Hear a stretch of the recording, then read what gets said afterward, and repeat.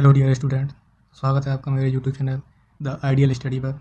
अध्याय 14 विद्युत धारा के रासायनिक प्रभाव। आपके अभिभावकों ने संभवतः यह चेतावनी दी होगी कि गीले हाथों से किसी भी विद्युत साधन को ना छुएं, परंतु क्या आप जानते हैं कि गीले हाथों से किसी साधन को छूना क्यों खतरनाक है? हम पहले सीख चुके हैं कि जो पदार्थ अपने से होकर विद्युत धारा को प्रभावित होने देते हैं वे विद्युत धारा के सुचालक यानी अच्छे चालक होते हैं। इसके विपरीत जो पदार्थ अपने से होकर विद्युत धारा को आसानी से प्रभावित नहीं होने देते विद्युत धारा के हीन चालक होते हैं। कक्षा 6 में यह जांचने के लिए कोई पदार्थ आपसे विद्युत धारा को प्रभावित होने देता है या नहीं, हमने एक संपरिचित्र यानी टेस्टर बनाया था। क्या आपको याद है कि इसे सुनिश्चित करने में संपरिचित्र ने हमारी किस प्रकार सहायता की थी? हमने देखा था कि धातुएं जैसे तांबा तथा एल्यूमीनियम विद्युत धारा का चालन करती हैं, जबकि कुछ पदार्थ जैसे रबड़, प्लास्टिक तथा लकड़ी विद्युत का चालन नहीं करते। तथापि अभी तक हमने संपरिचित्र यानी टेस्टर से केवल उन पदार्थों की जांच की थी जो ठोस अवस्था में है, लेकिन द्रवों का प्रकरण में क्या होता है? क्या द्रव भी विद्युत धारा का चालन करते हैं? आइए ज्ञात करें।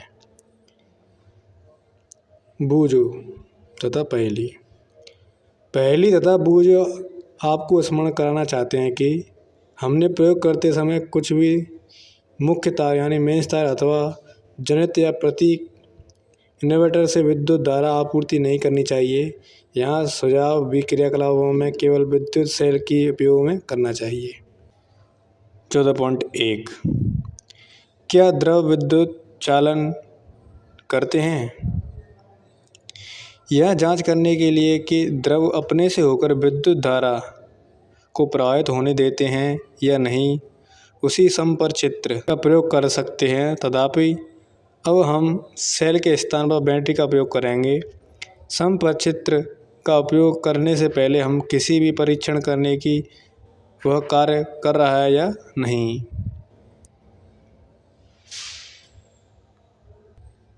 चित्र है उसमें तार लपेट दिया है, लेकिन ये जो क्या प्लास्टिक, इसी वजह से क्या विद्युत धारा प्रभावित नहीं होगी। क्रियाकलाप 14.1 संपरिचित्र के सिरों को क्षण भर के लिए एक दूसरे से स्पर्श कराइए। ऐसा करते ही संपरिचित्र का परिपथ पूरा हो जाता है और बल्ब दीप्तमान हो जाना है। यदि बल्ब दीप्त नहीं होता तो इसका अर्थ है संपरिचित्र का कार्य नहीं कर रहा। तथापि आप इसे संभावित कारण बता सकते हैं। क्या यह संभव है कि तारों के संयोजन शिथिल हो या बल्ब फ्यूज हो गया हो अथवा आपके सेल बेकार हो गए हों? जांच कीजिए कि सेल संयोजन कैसे हुए हैं या नहीं। यदि संयोजन पहले से ही कसे हुए हैं तो बल्ब बदल दीजिए। अब फिर से जांच कीजिए कि संपरिचित्र कार्य कर रहा है या नहीं। यदि अब भी कार्य नहीं कर रहा तो सेलों को बदल दीजिए। इस प्रकार जब संपरिचित्र भलीभांति कार्य करने लगे तो इसका उपयोग विभिन्न द्रव्यों का परीक्षण करने के लिए कर सकते हैं। चेतावनी, अपने संपरिचित्र की जांच करते समय इसके तारों के स्वतंत्र सिरों को केवल कुछ क्षणों से अधिक स्पर्श न कराएं, अन्यथा बैटरी के सेल अत्यंत शीघ्रता से समाप्त हो जाएंगे। ये चित्र आप देख सकते हैं। ये चित्र है, इसमें परिपथ पूर्ण हो गया है और ये जो बड़ा सिरा है ये धन है, जो छोटा सिरा है वो ऋण है। अब इसमें नींबू का रस में जो तार दे हुए हैं तो इससे जो परिपथ पूर्ण हो जाएगा, इसके कारण अभी हम आगे देखेंगे। देखिए, जब संपरिचित्र के दोनों सिरों के बीच द्रव अपनी विद्युत धारा को प्रभावित होने देता है तो संपरिचित्र का परिपथ क्या हो जाता है? पूर्ण। परिपथ के में विद्युत धारा प्रभावित होती है और बल्ब क्या हो जाता है? दीप्त हो जाता है। जब कोई द्रव विद्युत धारा को अपने से प्रभावित होने नहीं देता तो संपरिचित्र का परिपथ पूर्ण नहीं होता और बल्ब दीप्त नहीं होगा। जब परिपथ पूर्ण हो जाएगा तो दीप्त होगा और जब परिपथ पूर्ण नहीं होगा तो दीप्त नहीं होगा। कुछ स्थितियों में द्रव के चालक होने पर भी संभव हो सकता है कि बल्ब दीप्त ना हो। क्रियाकलाप 14.2 भी हो सकता है। इसका क्या कारण हो सकता है कि दीप परिपथ पूर्ण होने के बाद भी वो चालन ना करे। क्या आपको याद है कि बल्ब से विद्युत धारा प्रवाहित होने पर वह दीप्त क्यों होता है? विद्युत धारा के ऊष्मीय प्रभाव के कारण बल्ब का तंतु उच्च ताप तक गर्म होकर दीप्त हो जाता है। तथापि यदि परिपथ में विद्युत धारा दुर्बल है तो तंतु पर्याप्त गर्म न हो पाने के कारण दीप्त नहीं हो पाता। अब आप यह जानना चाहेंगे कि किस परिपथ में विद्युत धारा दुर्बल कब होती है। यदि कोई पदार्थ विद्युत धारा का चालन कर सकता है परंतु यह संभव है कि वह धातु की भांति आसानी से विद्युत का चालन न कर पाता हो, जिसका कारण समपरिचित्र का परिपथ को पूरा हो जाता है, लेकिन फिर भी इसमें प्रवाहित विद्युत धारा बल्ब को दीप्त करने के लिए दुर्बल हो सकती है। क्या हम ऐसा कोई अन्य समपरिचित्र बना सकते हैं जो दुर्बल धारा को संसूचित कर सकते हैं? बिल्कुल। एक अन्य समपरिचित्र बनाने के लिए आप विद्युत धारा के किसी अन्य प्रभाव का उपयोग कर सकते हैं। क्या आपको याद है कि विद्युत धारा का चुंबकीय प्रभाव उत्पन्न करती है? जब किसी तार में विद्युत धारा प्रवाहित होती है तो उसके आसपास रखी चुंबकीय सुइयों पर क्या प्रभाव पड़ता है? विद्युत धारा दुर्बल होने पर भी चुंबकीय सुई विक्षेप देखा जा सकता है। क्या हम विद्युत धारा के चुंबकीय प्रभाव का उपयोग कोई समपरिचित्र बना सकते हैं? माचिस की एक खाली डिब्बी से ट्रे निकाल लीजिए। ट्रे पर चित्र के अनुसार एक विद्युत तार की कुछ लपेट लगाइए। ट्रे के भीतर एक छोटी चुंबकीय सुई रखिए। अब तार के एक स्वतंत्र सिरे को बैटरी के एक टर्मिनल से जोड़िए। तार के दूसरे सिरे को स्वतंत्र छोड़ दीजिए। तार का एक टुकड़ा लेकर बैटरी को दूसरे टर्मिनल से जोड़िए। इस तरह आप जोड़ सकते हैं। एक सिरे को जोड़ देंगे इसके ऊपर लपेटते हुए, एक सिरे को इधर जोड़ेंगे, एक को इधर जोड़ देंगे और फिर इसे स्वतंत्र छोड़ देंगे यहाँ दो सिरों को। दोनों तारों के स्वतंत्र सिरों को क्षण मात्र के लिए एक दूसरे से स्पर्श कराइए। चुंबकीय सुई को तुरंत विक्षेप दिखाना चाहिए। आपका तार के दोनों सिरों वाला समपरिचित्र तैयार है। अब इस समपरिचित्र का उपयोग करके क्रियाकलाप 14.2 को दोहराइए। क्या समपरिचित्र के स्वतंत्र सिरों को नींबू के रस में डुबोते ही आपको संचुजित विक्षेप दिखाई देता है? समपरिचित्र के सिरों को नींबू के रस से बाहर निकालिए, उन्हें पानी में डुबाइए और पोंछकर सुखाइए। इस क्रियाकलाप को अन्य द्रवों जैसे टोंटी के पानी, वनस्पति तेल, दूध, शहद आदि के साथ दोहराइए। प्रत्येक द्रव का परीक्षण के पश्चात समपरिचित सिरों को धोकर जल में धोकर पोंछकर सुखाना यह आवश्यक है। प्रत्येक स्थिति में देखिए कि चुंबकीय सुई विक्षेप दर्शाती है अथवा नहीं। अब आप इसे देखें चित्र 14.2। समपरिचित्र में विद्युत बल्ब के स्थान पर LED यानी प्रकाश उत्सर्जक डायोड का उपयोग कर सकते हैं। LED दुर्बल विद्युत धारा प्रवाहित होने पर भी दीप्त हो जाता है। LED के साथ दो तार जुड़े होते हैं।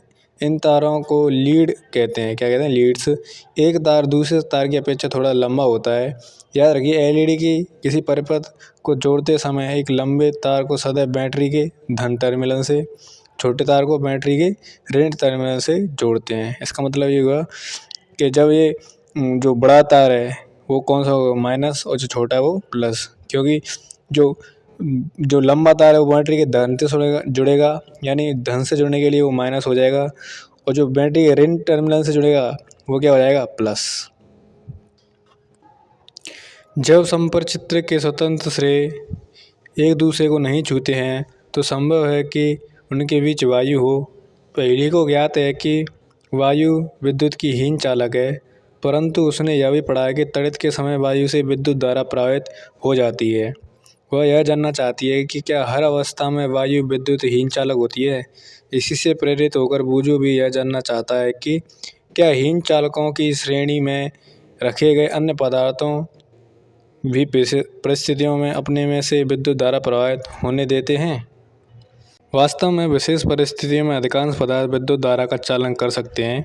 यही कारण है कि पदार्थों को चालकों तथा विद्युत रोधियों के रूप में वर्गीकृत करने की अपेक्षा अच्छे चालकों तथा हीन चालकों में वर्गीकृत करने को अधिक मान्यता दी जाती है। हमने टोंटी के पानी के द्वारा विद्युत चालन का परीक्षण किया है। आइए आसुत जल द्वारा विद्युत चालन का परीक्षण करते हैं। एक स्वच्छ तथा सूखे प्लास्टिक या रबड़ के ढक्कन में लगभग 2 चाय के चम्मच के बराबर आसुत जल लीजिए। आप आसुत जल को अपने विद्यालय के प्रयोगशाला में प्राप्त कर सकते हैं। आप किसी दवाई की दुकान, डॉक्टर या नर्स के आसुत जल भी ले सकते हैं। समपरिचित्र का उपयोग करके परीक्षण कीजिए कि आसुत जल विद्युत चालन करता है या नहीं। आप क्या पाते हैं? क्या आसुत जल विद्युत का चालन करता है? अब एक चुटकी साधारण नमक लेकर इसे आसुत जल में घोलिए, फिर परीक्षण कीजिए। इस बार आप क्या निष्कर्ष निकालते हैं? जब हम आसुत जल में एक नमक घोलते हैं तो हमें नमक का घोल प्राप्त होता है। यह विद्युत का एक अच्छा चालक है। जो जल हमें नलों, हैंडपंपों, कुओं, तालाबों आदि से प्राप्त होता है वह शुद्ध नहीं होता। इसमें अनेक लवण घुले हो सकते हैं। खनिज लवणों की थोड़ी मात्रा इसमें प्राकृतिक रूप से विद्यमान होती है, इसीलिए यह जल विद्युत धारा का सुचालक होता है। इसके विपरीत आसुत जल लवणों से मुक्त होने के कारण हीन चालक होता है। जब साधारण लवण को आसुत जल में घोला जाता है तो यह उसे अच्छे चालक बना देता है। वे कौन से अन्य पदार्थ हैं जो आसुत जल में घुलने पर इसे अच्छा चालक बना देते हैं? आइए पता लगाएं। बोतल के प्लास्टिक या रबड़ के 3 स्वच्छ ढक्कन लीजिए। प्रत्येक में लगभग 2 चाय के चम्मच के बराबर आसुत जल भरिए। एक ढक्कन आसुत जल में कुछ बूंदें नींबू के रस या तनु हाइड्रोक्लोरिक अम्ल मिलाइए। अब दूसरे ढक्कन में आसुत जल में कास्टिक सोडा या पोटेशियम आयोडाइड जैसे क्षारक की कुछ बूंदें मिलाइए और तीसरे ढक्कन में आसुत जल में थोड़ी सी चीनी डालकर घोलिए। परीक्षण कीजिए इन विलयनों में से कौन सा विलयन विद्युत का चालन करता है और कौन सा नहीं करता। विद्युत चालन करने के लिए वाले अधिकांश द्रव अम्लों, क्षारकों और लवणों के विलयन होते हैं। जब किसी विद्युत धारा किसी चालक विलयन से प्रभावित होती है तो क्या उसमें विलयन में कोई प्रभाव उत्पन्न करती है? आइए देखें। 14.2 विद्युत धारा के रासायनिक प्रभाव। कक्षा 7 में हमने देखा विद्युत धारा के कुछ प्रभावों के बारे में। क्या आप इन प्रभावों की सूची बना सकते हैं? जब विद्युत धारा किसी चालक विलयन से प्रभावित होती है तो यह क्या प्रभाव उत्पन्न कर सकती है? आइए पता लगाएं। तो बेकार सलाह से सावधानी पूर्वक कार्बन की छड़ें निकालिए। उनकी धातु की टोपियों को रेगमाल से साफ करके इन पर तांबे के तार लपेटिए और इन्हें एक बैटरी से संयोजित कीजिए। इन दोनों छड़ों को हम क्या कहते हैं? इलेक्ट्रोड कहते हैं। कार्बन की छड़ों के स्थान पर लगभग 6 सेंटीमीटर लंबी लोहे की कीलें भी ले सकते हैं। किसी कांच के गिलास या प्लास्टिक के कटोरे में एक प्याला जल भरिए। जल को और अधिक चालक बनाने के लिए इसमें एक छोटा चम्मच साधारण नमक या नींबू का रस कुछ बूंदें मिलाइए। अब इस विलयन में इलेक्ट्रोडों को डुबोइए। यह सुनिश्चित कीजिए कि कार्बन की धातुओं की टोपियां जल से बाहर रखें। 3-4 मिनट तक परीक्षण कीजिए। इलेक्ट्रोडों को ध्यानपूर्वक देखिए। क्या आप इलेक्ट्रोडों के समीप किसी गैस के बुलबुले देख पाते हैं? हम इस विलयन में हो रहे परिवर्तनों को रासायनिक परिवर्तन कह सकते हैं। कक्षा 7 में की गई परिवर्तनों की परिभाषा को स्मरण कीजिए। आप ये चित्र देख सकते हैं। इसमें जो सिरा है ये प्लस और ये माइनस, ये प्लस और ये माइनस। ये कार्बन की 2 छड़ें हैं और इनकी जो टोपियाँ हैं वो पानी से बाहर निकली हुई हैं। जल से विद्युत धारा का प्रवाह करना, ये इस तरह आपको सेटअप करना है पूरा। किसी चालक विलयन से विद्युत धारा प्रवाहित होने पर रासायनिक अभिक्रियाएं होती हैं। इसके परिणामस्वरूप इलेक्ट्रॉनों पर गैस के बुलबुले बन सकते हैं। इलेक्ट्रॉनों पर धातु के निक्षेप को देख सकते हैं। विलयनों के रंग में परिवर्तन हो सकते हैं। यह रासायनिक अभिक्रिया के उपयोग किए जाने वाले विलयन तथा इलेक्ट्रॉनों पर निर्भर करती है। ये विद्युत धारा के कुछ रासायनिक प्रभाव हैं। अब इसे देखेंगे। सन 1800 में एक ब्रिटिश रसायनज्ञ विलियम निकलसन ने यह दर्शाया कि यदि इलेक्ट्रॉनों जल में डूबे हों तो उनके विलयन में विद्युत धारा प्रवाहित हो जाए तो ऑक्सीजन तथा हाइड्रोजन के बुलबुले उत्पन्न होते हैं। ऑक्सीजन के बुलबुले धन टर्मिनल पर जुड़े इलेक्ट्रॉन पर तथा हाइड्रोजन के बुलबुले दूसरे इलेक्ट्रॉन पर निकलते हैं। यानी इस चित्र में समझ सकते हैं कि ये जो धन टर्मिनल से जुड़े ये हिस्सा, इससे क्या निकलेगा ऑक्सीजन, और ये ऋण टर्मिनल से जुड़े हुए हिस्से से क्या निकलेगा हाइड्रोजन। बूजो ने यह परीक्षण करने का निश्चय किया कि क्या कुछ फल तथा वनस्पतियाँ भी विद्युत चालन करती हैं या नहीं। उसने एक आलू के 2 बराबर भागों में काटा तथा समपरिचित्र के तांबे के तारों को इसमें से निर्दिष्ट कर दिया। तभी उसकी माँ ने उसे बुला लिया और वह आलू के निर्दिष्ट किए गए समपरिचित्र के तारों को बाहर निकालना भूल गया। लगभग आधे घंटे के पश्चात जब वह वापस आया तो उसने देखा कि आलू के एक तार के चारों ओर नीला हरा धब्बा बना, जबकि दूसरे तार के ओर कोई धब्बा नहीं है। जैसा कि आप चित्र देख सकते हैं। तो ये कौन सा टर्मिनल, धन और ये ऋण, ये धन और ये ऋण। उसे परीक्षण का बहुत आश्चर्य हुआ। उसने पहेली के साथ क्रियाकलाप कई बार दोहराया। उसने पाया कि धन टर्मिनल से संयोजित तार के चारों ओर नीला धब्बा बना हुआ है। कौन से टर्मिनल की ओर? धन के टर्मिनल की ओर। यह खोज अत्यंत लाभप्रद है क्योंकि इसका उपयोग किसी बॉक्स में छिपी बैटरी सेल के धन टर्मिनल को पहचानने में किया जा सकता है। उन्होंने अपनी खोज बच्चों की पत्रिका में छापने का निश्चय किया। याद रखिए कि बूजो इस परीक्षण का प्रारंभ किया था कि आलू के चालन करता है या नहीं। उसने पाया कि विद्युत धारा आलू के एक रासायनिक प्रभाव उत्पन्न करती है। उसके लिए यह अत्यंत उत्तेजक खोज थी। वास्तव में विज्ञान में कभी कभी ऐसे भी होता है कि आप खोजने किसी चीज़ को रहे हैं और आप अन्य खोज कर लेते हैं। अनेक महत्वपूर्ण खोज इसी प्रकार हुई हैं। अगला अपना पॉइंट है 14.3 विद्युत लेपन। स्मरण कीजिए, बिल्कुल नई साइकिल का हैंडल तथा पट्टी की रिम कितने चमकदार होते हैं। तथापि यदि दुर्घटनावश इसमें खरोंच पड़ जाए तो चमकदार परत उतर जाती है और उसके नीचे की तरह सतह इतनी चमकदार नहीं होती।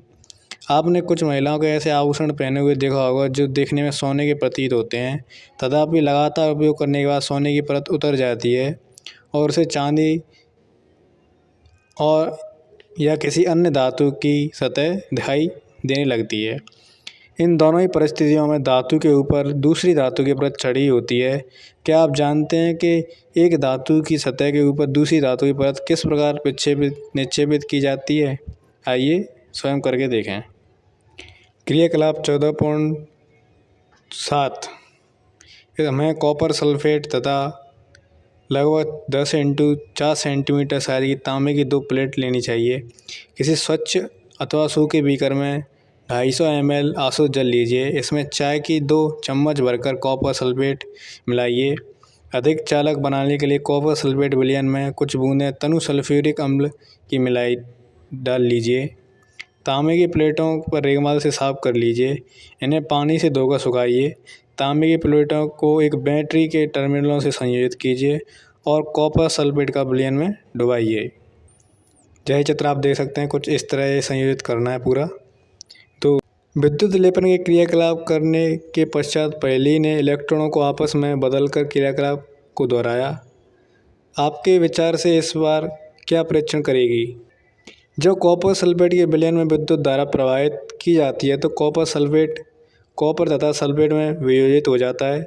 स्वतंत्र कॉपर बैटरी के ऋण टर्मिनल में संयोजित इलेक्ट्रोड को आकर्षित होता है, उसे पर निक्षेपित हो जाता है। लेकिन विलयन में कॉपर की क्षतिपूर्ति कैसे होती है? दूसरे इलेक्ट्रोड में जो तांबे की प्लेट से बना है, समान मात्रा में कॉपर विलयन में घुल जाता है। इस प्रकार विलयन में जो कॉपर है वो कम हुआ, वह विलयन में पुनः स्थापित हो जाता है। ये इस प्रक्रिया चलती रहती है। इसका अर्थ हुआ कि विद्युत लेपन प्रक्रिया में एक इलेक्ट्रोड से कॉपर दूसरे इलेक्ट्रोड को स्थानांतरित हो जाता है। बूजो को तांबे की केवल एक प्लेट ही मिल पाई, इसीलिए उसने क्रियाकलाप 14.7 को तांबे की प्लेट के स्थान पर कार्बन की छड़ को बैटरी के ऋण टर्मिनल से संयुक्त करके उसे कार्बन की छड़ पर तांबे की परत चढ़ाने में सफलता प्राप्त हुई। तो इसमें ध्यान रखेंगे जो जिस पर हमें चढ़ानी है वो किस टर्मिनल से जुड़ना पड़ेगा, वो उस धातु को हमें ऋण टर्मिनल से। विद्युत द्वारा किसी पदार्थ पर किसी वांछित धातु की परत निक्षेपित करने की प्रक्रिया को क्या कहते हैं? विद्युत लेपन कहते हैं। यह विद्युत धारा के रासायनिक प्रभाव का एक सामान्य उपयोग है। विद्युत लेपन अत्यंत उपयोगी प्रक्रम है। उद्योगों में धातु के वस्तुओं पर किसी दूसरी धातु की परत विलेपित करने का इसका व्यापक रूप से उपयोग किया जाता है। विलेपित किए जाने वाली धातु की परत कुछ ऐसे वांछित गुण होते हैं जो उस वस्तु की धातु में नहीं होते जिस पर निक्षेपित किया जाता है। उदाहरण के लिए अनेक वस्तुओं जैसे कार कुछ भागों, स्नार की टोटी, गैस बर्नर, साइकिलों पर पहियों पर रिम पर क्रोमियम का लेप किया जाता है। अब क्रोमियम का क्या उपयोग किया जाता है? क्रोमियम चमकदार दिखाई देता है, यह क्षारित नहीं होता, खरोंचने का प्रतिरोध करता है। तथापि क्रोमियम महंगा है, किसी वस्तु पूरी तरह क्रोमियम का नहीं बनाया जा सकता, आर्थिक दृष्टि से व्यवहार में नहीं होता, इसीलिए वस्तुओं को सस्ती धातु से बनाया जाता है और इस पर केवल क्रोमियम की क्या परत चढ़ा दी जाती है। आभूषण बनाने वाली सस्ती धातुओं पर चांदी तथा सोने का विद्युत लेपन करते हैं। ये आभूषण दिखने में चांदी या सोने के प्रतीत होते हैं लेकिन वास्तव में अपेक्षाकृत बहुत सस्ते होते हैं। खाद्य पदार्थों के भंडारण के लिए उपयोग में लाए जाने वाले टिन के डिब्बों में लोहे के ऊपर टिन का विद्युत लेपन किया जाता है। टिन लोहे से कम क्रियाशील होता है, इस प्रकार खाद्य पदार्थों में लोहे के संपर्क में नहीं आते और खाद्य खराब होने से बच जाते हैं। पुलों तथा स्वचालित वाहनों को प्रबल बनाने के लिए लोहे का उपयोग किया जाता है, तथापि लोहे को संक्षारित होने से जंग लगने की प्रकृति होती है, अतः इसे संक्षारण तथा जंग लगने से बचाने के लिए लोहे पर जिंक की परत चढ़ा दी जाती है। किसकी परत चढ़ा दी है? जिंक की। ये आप चित्र देख सकते हैं, ये सारे चांदी की तरह लग रहे हैं लेकिन इसमें क्रोमियम की परत चढ़ी हुई है। विद्युत लेपन कारखानों में उपयोग किए जा चुके विलयनों को निपटारा किया जाना एक मुख्य समस्या है। यह प्रदूषकों को निपटारे के लिए एक विशिष्ट निर्देश दिए गए हैं। तो इस तरह आपका पाठ पूरा हो जाता है।